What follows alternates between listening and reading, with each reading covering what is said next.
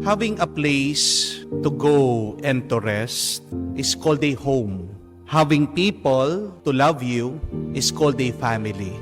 And to have both is called a blessing. My question is, are you blessed? Kayo ba ay pinagpala? Kung meron kang inuuwian, magpasalamat ka dahil hindi lahat ng mga tao ay may inuuwian. Maaaring meron silang inuuwian pero hindi sa kanila ang tahanan.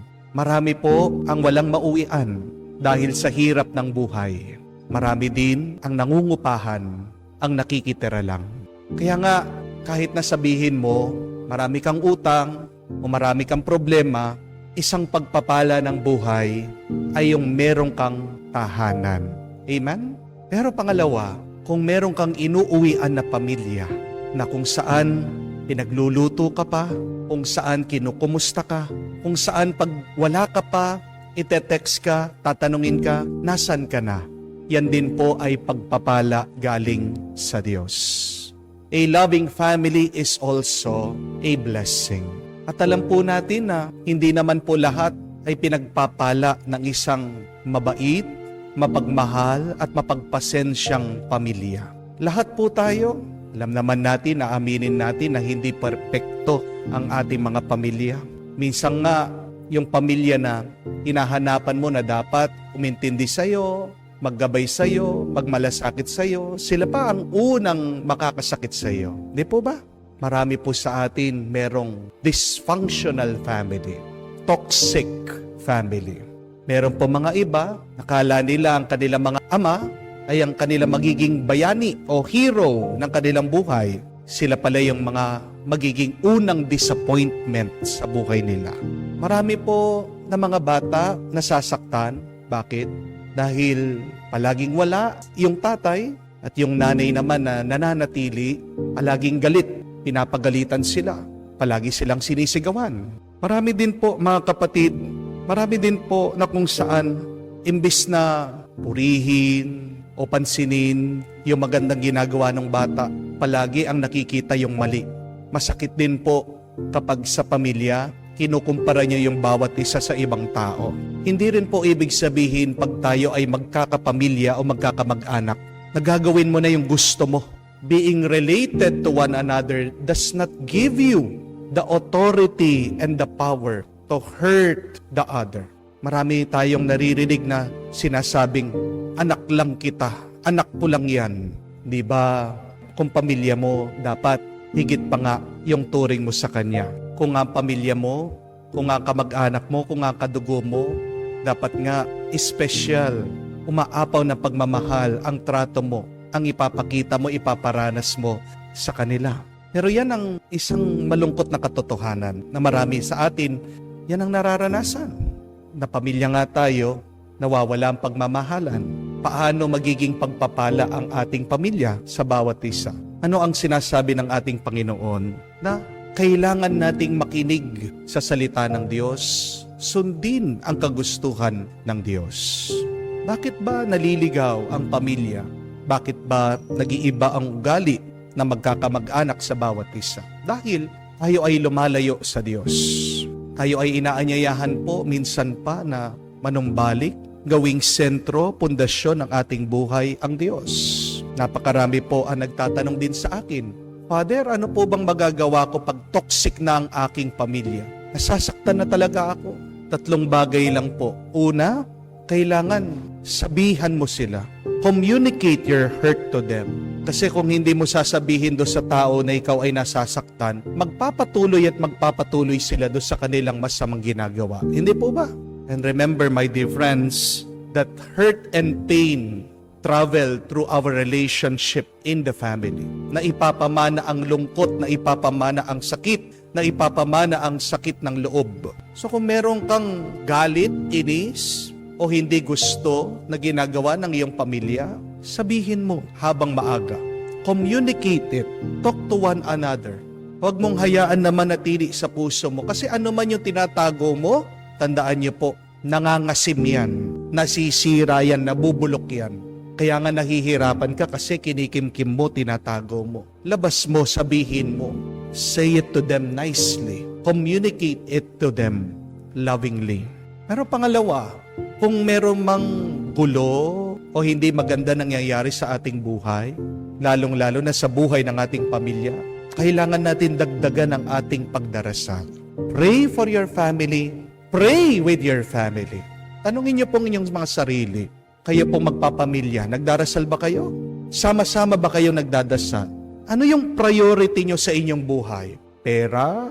Kabuhayan? Nasaan ang Diyos sa inyong hinahanap sa buhay?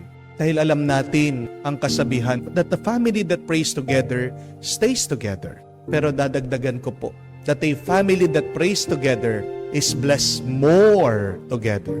Baka isang dahilan yan kaya hindi kayo pinagpapala ng Diyos. Tandaan niyo po, ang pamilya na hindi nagdarasal ay mahina spiritually, kaya nga nakakapasok ang masama. Gusto mong umayos ang inyong pag-iisip, pag-uugali, ang iyong ugnayan sa bawat isa? Allow prayer to have a primary role in your family. Naway wag niyong baliwalain ang kapangyarihan ang magagawa ng panalangin sa inyo. Hindi po sapat na tayo'y nagdadasal 1 oras sa 1 linggo. Alam natin na higit pa dyan ang kailangan natin. Alam natin napakaraming mga problema, pagsubok ng buhay, at walang ibang makakatulong sa atin o hindi ang Diyos. Amen? So do not only pray, but pray together as a family. Pero pangatlo at kahuli-hulihan, kung talagang masyado ng malala at hindi na tama ang nangyayari sa pamilya, it is better to distance yourself from them. Remember that it is not wrong to cut off somebody in your life, even if they are your family. Kung talagang inaabuso ka, kung talagang sinasaktan ka, lumayo ka o ilayo mo sila sa iyong buhay. Hindi naman po ibig sabihin pag tayo'y magpapamilya o magkakamag-anak na dapat palagi dikit-dikit. Tingnan niyo po, madalas pag dikit-dikit tayo, kahit na magpapamilya mga yan, nagkakagulo. Yung mga magkakapatid, nag-aaway, minsan sulsol ng kanilang mga kanya-kanyang asawa. So kung hindi na nakakatulong, kailangan nating bumukod. Hindi naman po totoo yung sinasabi na blood is thicker than water. Narinig natin yung kasabihan na yon. Mas totoo at mas mabuti. Tandaan niyo po that peace is thicker than blood. Mas kailangan po natin ng kapayapaan kaysa sa pinaglalaban mo yung kadugo mo. Kadugo mo nga, hindi naman bumubuti ang iyong kalagayan, ang iyong pagkatao. Di po ba? Kahit din ang ating Panginoon, pinapaalala sa atin yan eh. Ano ang sabi niya? That whoever loves his mother and father and brother, sister more than me is not worthy of me. Kung ang nagiging daan, kaya napapasama ka, yung pamilya mo, inaanyayahan tayo ng Diyos na lumayo-layo sa kanila. Blessing ang pamilya. Kung tinutulungan kanilang mapalapit sa Diyos. Tandaan niyo po yan.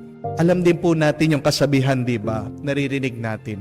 Walang ibang magmamalasakit sa iyo kung hindi ang iyong pamilya. Amen? Pero minsan, meron din po mga tao nagmamalasakit sa atin kahit na hindi natin sila kadugo. Sino talaga ang tunay na nagmamalasakit sa atin? Dalawa. Una, ang Diyos. Pangalawa, yung mga pinipili na tayo'y mahalin. Tandaan niyo po yun. Hindi po automatic na kapamilya mo, kamag-anak mo, agad-agad pipiliin kang pagmalasakitan, mahalin, ibigin. Hindi po ibig sabihin na kapilido mo yan o katabi mo ng bahay na ikaw ay agad mamahalin. Hindi. Dalawa lang ang magmamalasakit sa atin. Ang Diyos at yung mga gusto tayong mahalin. So kung hindi maayos ang iyong pamilya, iiwanan mo na ba sila agad? Wag muna. Dahil maaring ikaw ay sinusubukan ng Diyos. Ano ang pagsubok ng Diyos? Gusto niyang ikaw ay maging mas banal.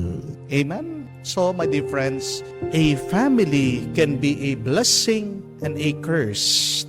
Kung gusto mong maging blessing ang iyong pamilya sa iyo, ano ang paanyaya ng Diyos? Pakinig sa salita ng Diyos, sumunod sa kagustuhan ng Panginoon.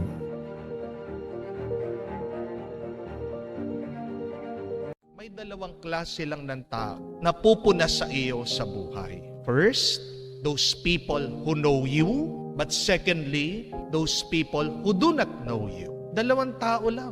ang magkri-criticize, pupuna sa iyo? Una, ang mga taong kilala ka, people who know you. Pero pag ang mga taong kakilala mo, sinasabihan ka sa mga pagkukulang mo, sinasabi sa iyo mga kasalanan mo, magpasalamat ka. Bakit? Dahil mahal ka nila. Hindi nila sasabihin ang mga pagkukulang mo kung hindi ka nila mahal. Bakit nila sinasabi? Bakit ka nila pinupuna? Kasi gusto nilang mapabuti ka. They want you to improve yourself. Alam naman nila na masasaktan ka sa mga sasabihin nila, di po ba? Pero tingnan niyo po yun. They are risking your good relationship just in order for you to be good. Kaya nga sana ma-appreciate mo yung kanilang ginagawa. Ang hirap kaya sabihan ang isang tao sa kanyang pagkakamali. Hindi po ba? Pero yung taong yan, naglakas ng loob, nilapitan ka, sabihan ang iyong pagkakamali kasi ayaw nila na mas lalo kang mapasama. When people that you know criticize you, thank God for them and understand that they love you. What they are doing is something good. Amen? Ang ating Panginoon, mahal niya ang mga Eskrib at Pariseo kasi gusto niya magbago sila. Gusto niya na sila'y maging mas banal. Gusto niya sila'y maging mas mabuti. Kung hindi niya mahal ang mga taong ito, hindi niya papansinin at papabayaan sila. Ganyan din sana ang iyong maalaala. Pag yung kakilala mo, yung malapit sa iyo, kapamilya mo, kaibigan mo, kapitbahay mo, sinasabihan ka sa mga pagkukulang mo, pasalamat ka. Kasi mahal ka pa rin yan. Ayaw kanyang mapasama. Amen? Pangalawa, people who criticize us are those people who do not know us. Meron mga ganyan. Mga sadyang mapaghusgang tao na kung anong makikita nila, sasabihin nila without even any consideration of the feelings of another. Yan yung mga nakakainis, nakakagalit. Pero bago ka mainis at magalit, diyan sa nagsasalita ng masama sa iyo, na hindi ka naman talaga kakilala, anong kailangan mong gawin? Kailangan mong unawain siya. Because only people who have a narrow mind and have a bad experience are those people who talk bad to other people. Ang isang taong makitid ang isip, ang isang tao na may masamang nararanasan, sila lang yung mga taong may masamang sinasabi tungkol sa mga ibang tao na hindi naman nila kakilala. At anong kailangan nating gawin sa mga ganyan na klaseng tao? Kailangan pagalitan mo sila? Kailangan ba awayin mo sila? Hindi. Have compassion towards them. Mahalin mo sila. Unawain mo sila. Patawarin mo sila. Because remember that principle, hurt people. Ang mga taong nasasaktan, sila lang yung mga taong may nasa na makasakit sa iba. Dahil pag ang isang tao masaya, ang isang tao kontento, pag ang isang tao payapa, hindi naman maninira yan ng ibang tao. Hindi po ba? Kaya nga imbis na magalit ka, mag-isip ka kung paano maghiganti sa taong yan, ipagdasal mo siya, unawain mo siya, mahalin mo siya, patawarin mo siya, kasi kawawa ang taong yan. May pinagdadaan ng masama, kaya nga masama ang lumalabas sa kanyang bibig. May nararanasang masama, kaya nga gusto niya na iparanas ang kasamaan sa kanyang puso sa iyo.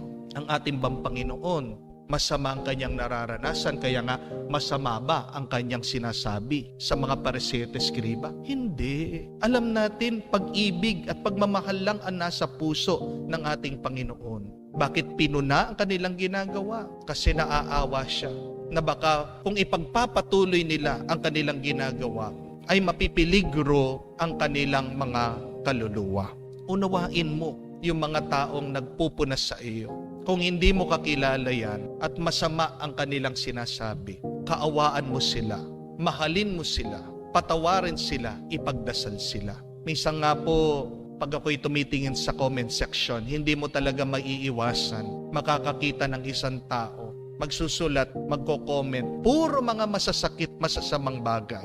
Meron po, imbis na magalit ako, naaawa po ako. Bakit? Kasi po, ganito yung naiisip ko eh. Tingnan nyo na itong taong ito, nag-ubos ng oras para mag-type, sumulat ng masama Di po ba nakakaawa yun? Inuubos mo yung oras, grasya, buhay, panahon na binigay sa iyo ng Diyos dito para sa ano? Para gumawa ng masama, para maglabas ng sama ng loob. Di po ba nakakaawa yun? Kasi napakaiksi lang po ng buhay natin. Di po ba? Tapos uubusin mo lang sa pagsasalita ng masama. Bakit hindi natin ubusin ang ating buhay at ating panahon dito sa mundo sa pagsasalita ng mabuti, sa pagtulong sa iba? Yan yung isipin natin. Pag tayo ay pinupuna ng ibang tao, tulong sa atin yan. Hindi naman tayo dinadaw. Kung talagang nararamdaman natin na tayo ay sinisiraan ng isang tao, huwag kang magalit. Unawain mo ang taong yan. Dahil ang kanyang paninira nanggagaling sa kanyang kalooban. May sira ang kanyang puso, ang kanyang kaluluwa. Bakit kailangan iwasan ang mga taong galit? Why should we avoid angry people? See, the Lord gives us an example in the gospel. Siya'y nangaral, ayaw daw yung kanyang sinabi. People were filled with fury. Ang mga taong ito, kababayan niya, mga taong ito, kamag-anak niya, mga taong ito, kakilala niya. At anong ginawa sa kanya? Nilabas daw siya sa sinagoga, tinutulak siya, pinapatay siya, inihuhulog siya sa bangin.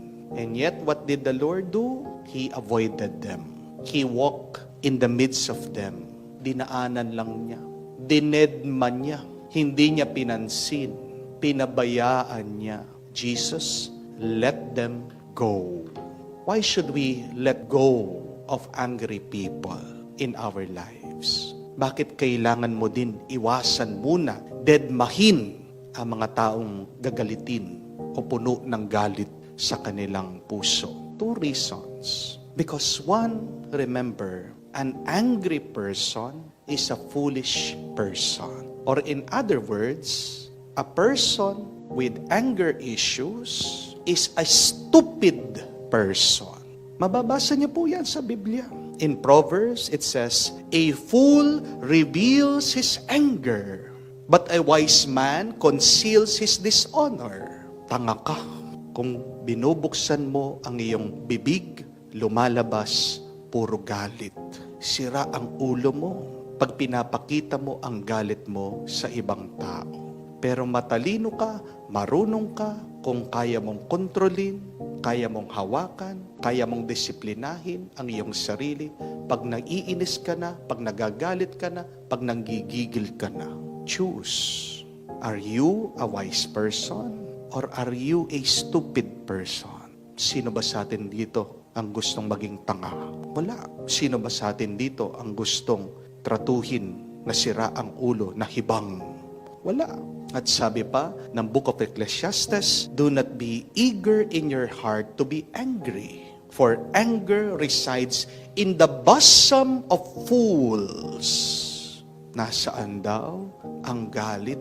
Nasa mga hibang, nasa mga walang tamang pag-iisip. At alam natin yan, sa social media lang nga, pinagtatawanan natin yung mga taong galit na galit. Di po ba? Yung nag-away, yung dalawang mama sa daan. Anong ginawa nila sa kanilang pagtutuos? Nagduraan. Nakakatawa. Di po ba? Wala sa tamang pag-iisip. Pag nagkaroon ng alitan sa gitna ng daan, ayun, lalabas na, nagmumura na, nagwawala na. Pinagtatawanan natin. Ano ang nagagawa ng isang taong wala sa tamang pag-iisip? Nakakasakit siya. Di po ba? Kaya nga, pag nagkaroon ng road rage, galit sa daan, dahil gitgitan, hindi pinagbigyan, nagasgas na yung sasakyan, sa galit, ayun, inatras, lalo pang binangga, lalong winasak yung sasakyan. Because a foolish person does not think straight. Hindi iniisip ng isang taong hiba kung ano yung tama at mabuti. Kaya magandang gawin, tularan natin ang Panginoon. May kakilala ka, galit o ugali na, yung araw-araw na lang nagalit, iwas-iwasan mo yan. Baka mahahawa ka sa kanilang pag-iisip. Amen? Kamukha ng paparating na isang kabayo tumatakbo o isang kalabaw. Kahit nasabihin mo, ang cute ng kabayo, ang cute ng kalabaw, paparating, galit na galit. Naglalaki ang butas ng ilong, yayakapin mo ba? Hindi.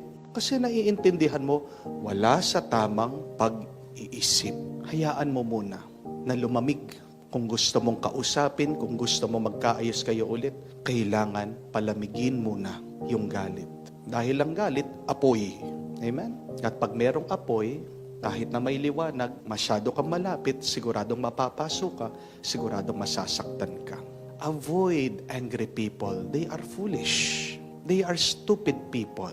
Sabi nga, do not argue with stupid people. Amen? Do not be one of them. But secondly, avoid angry people because they infect you with their anger. Ang galit ay lason. Ano ang mararamdaman mo kung yung pinapainom pala sa iyo, pinapatakan ng konting muriatic acid? Diba? Magagalit ka. Konting lason lang, ayaw natin. Pero bakit hinahayaan natin na magkaroon ng galit sa atin? Kaya ang Diyos umalis. Ayaw niyang mahawa doon sa lason, doon sa toxic na feelings, pag-iisip ng mga taong ito. Dahil pag naging galit na rin ang Panginoon, makakalimutan niya ang kanyang misyon. Amen? Tandaan niyo po, pag merong isang taong galit na galit, parang ipo-ipo yan o parang kumunoy. Pag nalapit ka sa ipo-ipo, anong mangyayari sa iyo? Pag nalapit ka sa kumunoy, natapakan mo, anong mangyayari sa iyo? Mahuhulog ka, sisip-sipin ka niyan. Amen? At ang hirap makaalis. It is a force that is so difficult to get free from. Tignan nyo na lang, subukan nyo po. Pakinggan nyo yung mga nagchichismis sa inyo, mga naninira sa inyo. Anong nararamdaman mo? Nagagalit ka, di po ba? Ako, palagi ko pong napapansin sa akin ito Pag nagbabasa ako ng mga comment sa mga videos natin, meron pa rin negative na tao. At agad, nararamdaman ko yung galit. Gusto ko sumagot, but I stop myself because I remember, hindi naman dapat ako magalit. Unang galit itong taong ito, sinisip-sip niya ako, hinahatak niya ako doon sa galit niya. Ang mga taong galit, sa tingin ko, kaya gumagawa ng eksena, lonely sila. Amen? Kasi hindi masayang buhay nila pag wala silang kaaway. Gusto nila may drama, palagi drama. Pero anong epekto nun? Pag puro drama, puro away, may epekto din sa ating puso. Tumitigas yung ating puso. Hindi mo alam, nagkakasakit din ang iyong kaluluwa. Lason Huwag tayong magpaninlang sa hatak ng galit. Because remember, anger begets anger. Hindi naman pwede na anger begets happiness. Imposible na galit ka pagkatapos ang bunga nun tuwa. Hindi pwede. But happiness begets happiness. Kung pinipili mong maging masaya, manganganak yan ng mas maraming saya. And remember, happiness is always a choice. How can you be happy? Walk away from these angry people. Walk away from these toxic people. Layuan mo ang mga taong hindi tama ang kanilang pag-iisip. Masisira ka lang nila, masasaktan ka lang nila, at magiging miserable ka pa. Hingin po natin ang tulong ng Banal na Espiritu pag meron ng taong galit malapit sa ating buhay. Dahil pag nandyan ang Banal na Espiritu, nandyan ang katalinuhan, wisdom, nandyan ang tuwa, joy. Hindi natin kailangan ng galit sa buhay natin. Amen? What do we really need in our life? Only God, only His Spirit. Anger drains your life, but the Spirit of God gives you life. Choose. Do you want to be angry, foolish, stupid? Or do you want to be wise, happy, full of life?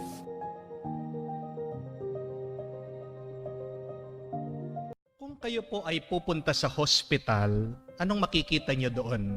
Mga taong may sakit, di po ba? Pag kayo po ay pumunta sa kulungan, ano po makikita nyo?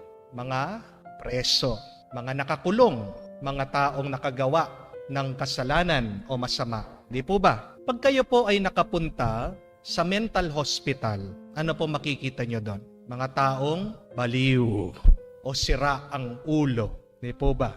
Kung nandito po kayo sa mundo, anong makikita nyo? mga baliw, mga masasamang tao, mga taong may sakit, ang makikita mo kung ikaw ay nabubuhay dito sa mundo. Mga taong hindi perpekto. Amen? Gusto mo bang makakita ng taong perpekto? Gusto mong makakita ng taong banal? Saan ka pupunta? Sa simbahan? Hindi. Kasi minsan, di po ba, yung mga taong simbahan, hindi rin perpekto. Minsan yung mga taong simbahan, marami ring kasalanan. Di po ba? Hindi rin perpekto ang mga taong simbahan. Saan ka pupunta para makita mo yung mga taong banal, mga taong perpekto? Hindi sa langit. Kaya nga kung gusto mong maranasan, makasama yung mga taong banal at perpekto, anong kailangan mong gawin? O di, kailangan mo munang mamatay at panalangin mo, ikaw ay tanggapin sa langit. Di po ba? Bakit kasi napakarami sa atin na di-disappoint? Napakarami sa atin na di-depress, nalulungkot, nagrereklamo sa mga tao na nakakasalamuha natin, nakakasama natin, sinasabi natin, bad trip naman ito. Nakakawalang gana naman ito. Nakakasira naman ang diskarte ito. Kasi napaka-moody minsan. Minsan hindi ko siya maintindihan. Dati, napakabuti niya. Nagiba yung ugali. Naging napakasama sa akin. Sinisiraan ako. Bakit merong taong nakaka-bad trip? Kasi ang katotohanan, mga kapatid, tayo ay nabubuhay at nakatira pa rin dito sa mundo na kung saan lahat ng ating mga makikilala, makakasama, makakasalamuha, hindi perpekto yan. Nag-iiba ng ugali yan. At may iba-ibang nararamdaman yan. Pag naintindihan mo yun, magiging payapa ka, magiging mapagpasensya ka, at madadagdagan ang iyong tuwa. Naiintindihan po yan ng ating Panginoon. Narinig niyo po ba sa ating ebanghelyo? Siya'y naglalakbay, pero pinigilan siya. Ayaw siyang patuloyin ng mga tao ng Samaria. Wala naman siyang ginagawang masama eh. Kaya nga itong mga ibang alagad, apostol, nagalit sila. Sabi, Panginoon, magdasal tayo, pagdasal natin na maparusahan ng mga taong ito. Napakasama nila. Pero ano pong ginawa ng ating Panginoon? Pinatahimik sila at sabi, tara, humanap tayo ng ibang daan. Nakita niyo po yun?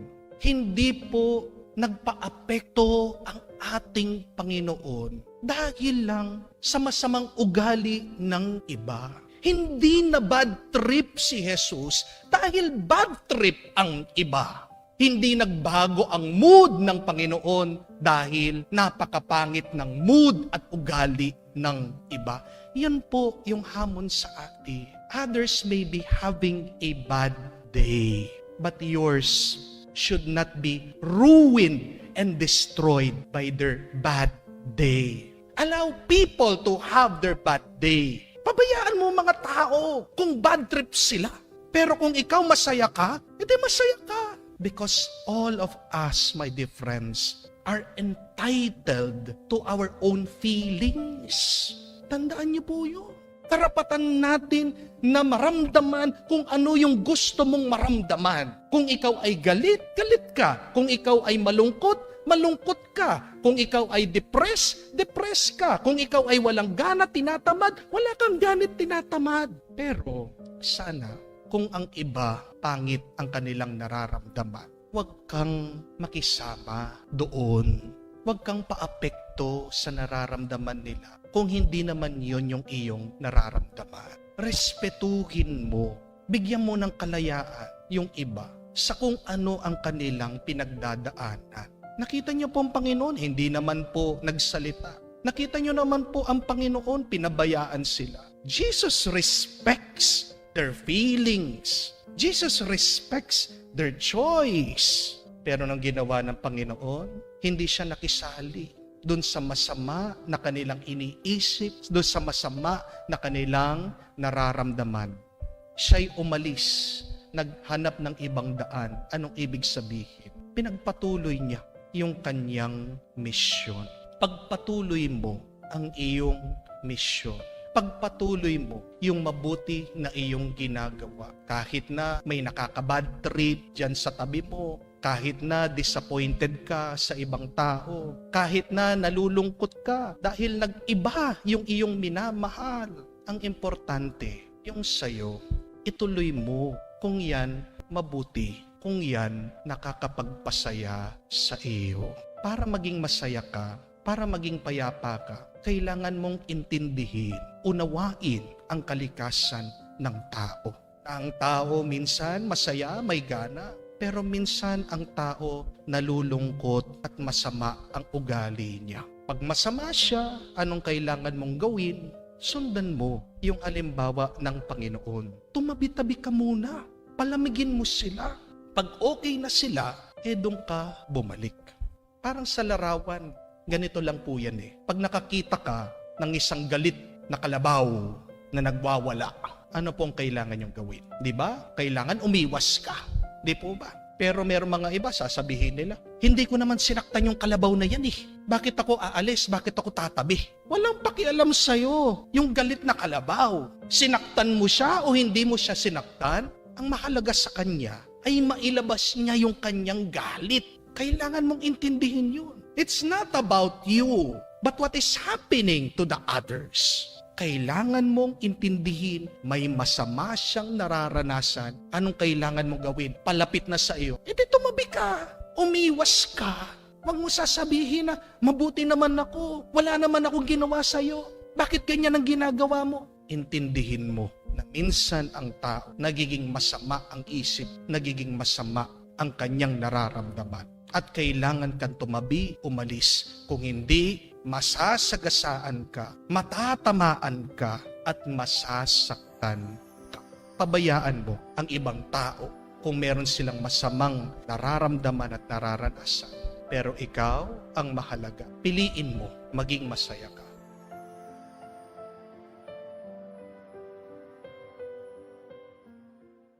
Ano po ang tawag nyo dito? Ito po ay isang tali. At meron po akong challenge sa inyo. Meron po akong hamon. Kaya nyo po bang itulak ang tali? Sino po dito ang kaya niyang itulak ang tali? Pag natulak nyo po, bibigyan ko kayo ng 1,000 pesos. Meron po ba? Pero, pag hindi mo natulak, ako po ang bibigyan nyo ng 1,000 pesos. Meron po bang gusto sumubok? Wala. Bakit? Kasi napaka-imposible na itulak mo ang tali. Amen? Kasi ang kasabihan, you cannot push a rope. Hindi mo maitutulak ang tali kahit na anong gawin mo, kahit na manalangin ka. Imposible na maitulak mo ang tali. At anong ibig sabihin nun? What does it mean by saying you cannot push a rope? Ito lang po, tandaan nyo ito. Hindi mo mapepwersa ang mga tao. Amen? Hindi mo mapipilit ang tao. Oo, pilitin mo ang tao, pwersahin mo ang tao, susunod siya, pero sasakit ang loob niya sa iyo. When you force somebody to do something that you want, and yet they do not want to do it, there is resentment, there is anger. Kaya nga po tingnan nyo, pinipilit nyo yung mga anak nyo, kumuha ng kurso na hindi nila gusto, mag-nursing ka, mag-accountancy ka, mag-engineering ka, oo, susunod sa inyo. Pero pagkatapos, tignan nyo po, maghahanap din ng ibang kurso. Tumatanda, may tinatago na sama ng loob sa inyo. Kayo po mga misis, di ba palagi pinepwersa nyo, pinipilit yung mga asawa nyo? Sumusunod naman po, hindi po ba? Pero sumasakit din ang loob sa inyo. Kaya nga hindi mo masisisi, naghahanap ng ibang mas sweet. Naghahanap ng ibang makakaintindi sa kanila. Yung hindi sila pinipilit, yung hindi sila pinepwersa, yung hindi sila tinatakot. Naghahanap sila na sila naman sana yung masunod, sila naman sana yung pakinggan, sila naman sana yung bigyan ng pansin. Walang tao ang nag-i-enjoy, natutuwa, masaya, na tinutulak, pinipilit at pinipwersa. Amen? Yan yung ibig sabihin na you cannot push a rope. At naiintindihan po ng Diyos yan. Kaya nga ang Diyos, Kahit na gusto niya magbalik tayo ng loob sa Kanya, hindi tayo kailanman pinwersa ng Diyos. Hindi tayo kailanman tinulak ng Diyos sa Kanyang kagustuhan. Anong ginagawa ng Diyos palagi? Hinihila tayo ng Diyos. God always attracts us to do the good. God always draw us to a life of holiness.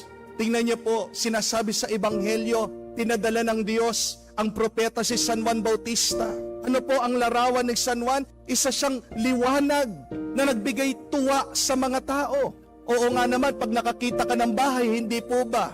Naaantig ka, na-attract ka, lumalapit ka doon sa bahay, nagpapapicture ka, nagse-selfie pa kayo, hindi po ba? Pero pag nakakita ka ng isang bahay o tahanan na walang ilaw, ang bilis ng lakad mo. Iniiwasan mo, bakit? Natatakot ka. Nararamdaman mo parang may nagmumulto. Yung liwanag ng kabutihan, kabanalan ni San Juan, hinila niya ang mga tao pabalik sa Diyos. Dumating ang ating Panginoong Jesucristo. Nagpakita siya ng napakaraming mga milagro. Ang kanyang salita ay liwanag daw at buhay. At dahil din po sa mga milagro, himala ng ating Panginoon, napakaraming tao nagbalik din sa Diyos. At tandaan niyo po, nung tinawag ni Jesus ang kanyang mga lagad, ano ang sabi niya? Kay San Pedro, kay San Andres, kina Juan at Santiago, tara, gagawin ko kayong mga mangingisda ng mga tao. I will make you fishers of men. At ano po ang gamit ng mga namimingwit, ng mga nangingisda, kung hindi tali? Pag nakuha ang isda, hindi ba hinihila mo mula sa tubig, inaalis mo. At ganyan din ang ginawa ng mga apostoles ng Diyos. Tayo ay hinuli, nilapit, hinila papunta sa Diyos. Alam din kasi ng Diyos, ang demonyo marunong din manghila. Kaya nga po ang buhay natin, kung titignan nyo, isa pong hilahan. It is a tug of war. Ginagamit ng demonyo ang mga tukso, hinihila ka niya, papunta sa kanya, para masira ang kaluluwa mo. Pero ang Diyos, hindi din siya magkukulang. Napakaraming ginagamit ng Diyos. Mga paraan, karanasan, tao, para din tayo ay mahila, para magtagumpay siya, makuha din niya pabalik itong ating mga kaluluwa. Ang tanong, kanino ka magpapahila? Sino ang mananalo sa buhay mo? Pero isa din hamon ito sa atin. Tulungan din natin sana ang Diyos sa paghila niya sa atin sa kabutihan. Sana tayong mga Kristiyano, huwag tayong maging dahilan ng paglayo ng ibang tao sa Diyos. Do not push people away from God. Hala natin, sa pagpapwersa natin, pagpipilit natin sa mga tao, napapalapit natin sila sa kabutihan, pero hindi. Because the fact is, nobody wants to be forced. Even if you are forcing them to the good, to what is holy. At ang tanong, paano mo mahihila ang mga tao sa Diyos? Simple lang, sa iyong mabuting gawa, sa pagiging mabait mo, through your kind, generous, and good acts. Hindi lang sa pamamagitan ng pagnanalita natin. Dahil ang naiiwan at natatatak sa puso, sa kaisipan ng mga tao, tandaan niyo po, they are not words, they are our actions. Kahit na madami kang sabihin, pero kung hindi mo pinapakita sa iyong kilos at gawa, wala din. Di ba may kasabihan, honey or sugar attracts more ants than vinegar? Kung gusto mong lumapit daw ang mga langgam sa iyo, dapat magbigay ka ng matamis. Hindi dapat maasim. Tingnan natin ang ating mga ginagawa. Amuyin nyo nga po ang sarili nyo, ang inyong kilikili. Diba? Pag maasim ka, diba? Pag meron taong may BO, body odor, iniiwasan natin. Yung ating pong mga body odor, yung maasim na amoy, Hindi lang po nararanasan yan sa ating katawan. Nakikita din yan sa iyong kilos at gawa, sa ugali ng tao. Kung gusto mong mapalapit ang mga tao sa iyo, unahin mo, baguhin mo ang pag-uugali mo. Unahin mo ang iyong ginagawa. Ano ba ang iyong pinapakita sa kanila? Maasim ba? Sana naman matamis. Sana naman mabango. Tandaan mo ito. Kung gusto mong makuha ang loob ng isang tao, huwag mo siyang pilitin. Huwag mo siyang takutin. Huwag mo siyang puwersahin. Pero umpisahan mo na mahalin mo siya. Umpisahan mo na maging mabuti ka sa kanya. Umpisahan mo na maging mabait ka. Tandaan mo, hindi mo maitutulak ang lubid, ang tali. Hindi mo mapupwersa ang tao. Gusto mong sumunod ang tao sa'yo, maging mabait ka. Be kind. Pull people with your kindness, with your goodness, with your holiness.